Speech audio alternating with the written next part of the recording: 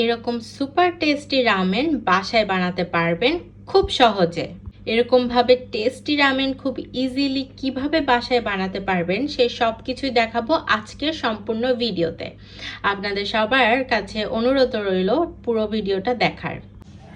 Ramen বানানোর জন্য প্রথম স্টেপে যে চিকেনগুলো আমরা নিব সেই চিকেনগুলো একটু দেখিয়ে দিই। আমি চিকেনের সলিড পিস নিয়ে নিয়েছি কয়টা, আর এটাকে মেরিনেট করব। এখন মেরিনেট করার জন্য এখানে নিয়ে নিয়েছি হচ্ছে লবণ, হলুদ, এরপরে ঝালের গুঁড়া দিয়ে দিলাম, টেস্টের জন্য জিরার গুঁড়া দিয়ে দিলাম, দিয়ে দিচ্ছি বেশ কিছুটা টমেটো সস,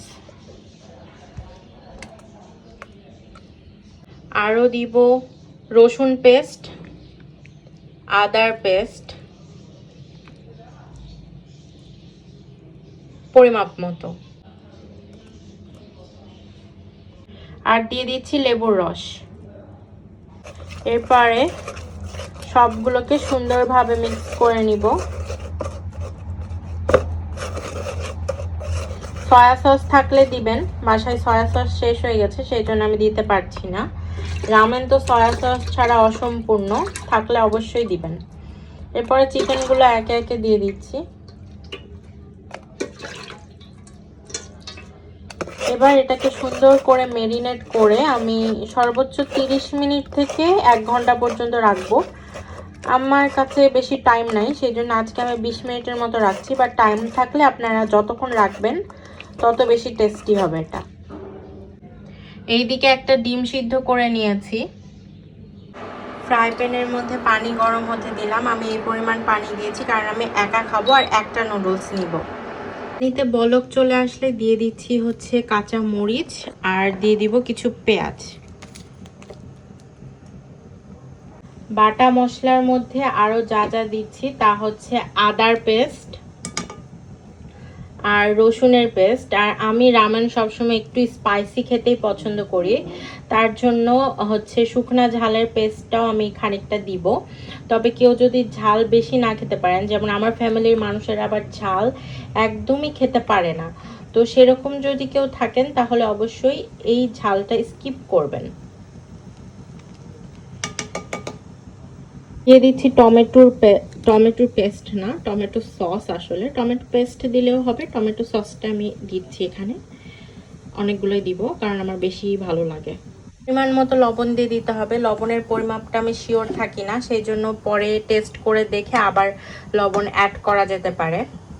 আবারও মরিচের গুঁড়ো অ্যাড করছি কারণ আমার স্পাইসি অনেক ভালো লাগে গাইস, বাট আপনারা না খেলে অবশ্যই স্কিপ। দিয়ে দিচ্ছি জিরার গুঁড়া। আজকে আমি এই নুডলসটা ইউজ করছি রামেন বানানোর জন্য। পর্যায়ে নুডলসের যে মশলা সেটাও অ্যাড করে দিলাম।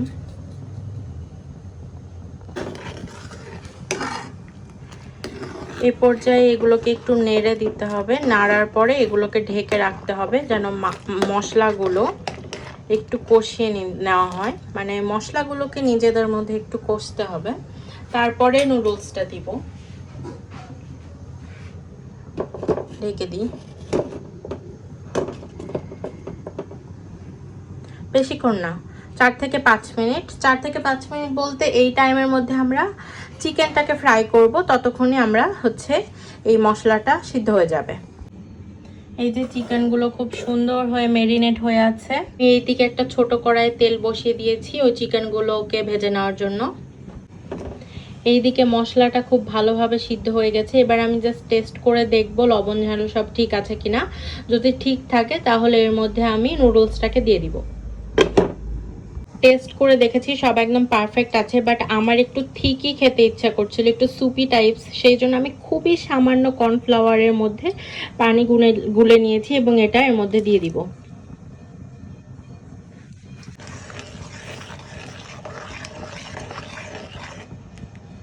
এরপরে এর মধ্যে নুডলসটা অ্যাড করে দিব।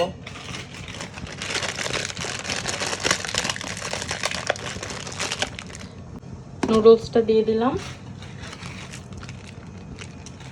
এবার এটাকে ঢেকে রেখে দিব। নুডলস আপনা আপনি সুন্দরভাবে রেডি হয়ে থেকে যাবে। চিকেনের পিসগুলোকে একে একে ভেজে নিই।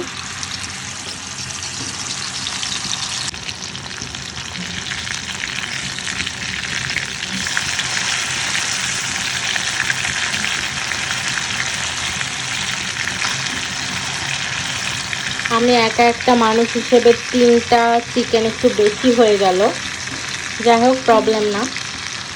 আমি একটা হাঁসের ডিম সিদ্ধ করে নিয়েছি আর ডেকোরেশনের জন্য এটাকে 2 ভাগ করব। চিকেনটা অলমোস্ট ফ্রাই হয়ে গিয়েছে, ফ্রাই হয়ে গেলে এটাকে আমি তুলে নেব। আমাদের রামেনটাও অলরেডি রেডি হয়ে গিয়েছে, জাস্ট নামানোর পালা। সব কিছু একদম রেডি। এবার সব কিছুকে একটু অ্যাসেম্বল করার পর আপনাদের সাথে শেয়ার করছি যে রামেনটা ঠিক কীরকম লাগছে। এখানে আমি একটা ডিম মাঝখান থেকে কেটে 2 ভাগ করে নিছি। আর এই চিকেনগুলো তো এখানে ফ্রাই করা চিকেন একটু বেশি ফ্রাই হয়ে গেছিল। আর মাঝখান দিয়ে আমি হচ্ছে হোয়াইট সিডস যেগুলোকে বলে ওগুলো দিয়ে দিয়েছি। তো খেয়ে দেখি একটু রামেনটা কীরকম হয়েছে টেস্টটা। আমি কিন্তু খুব ঝাল ঝাল করেছি, এর সাথে সসেজ সহ অন্য যে কোনো টপিংস ইউজ করতে পারেন, বাট আমার ডিম আর চিকেন ছাড়া বেশি কিছু ভালো লাগে না, সেই জন্য আমি শুধু এটাই আজকে দিলাম। তো একটু খেয়ে দেখি কেমন লাগছে।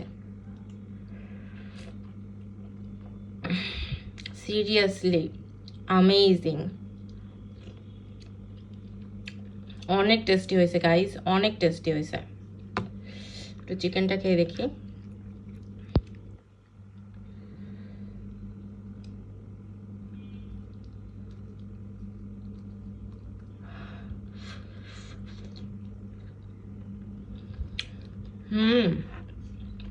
সত্যি বলতে চিকেনটা অসম্ভব টেস্টি হয়েছে।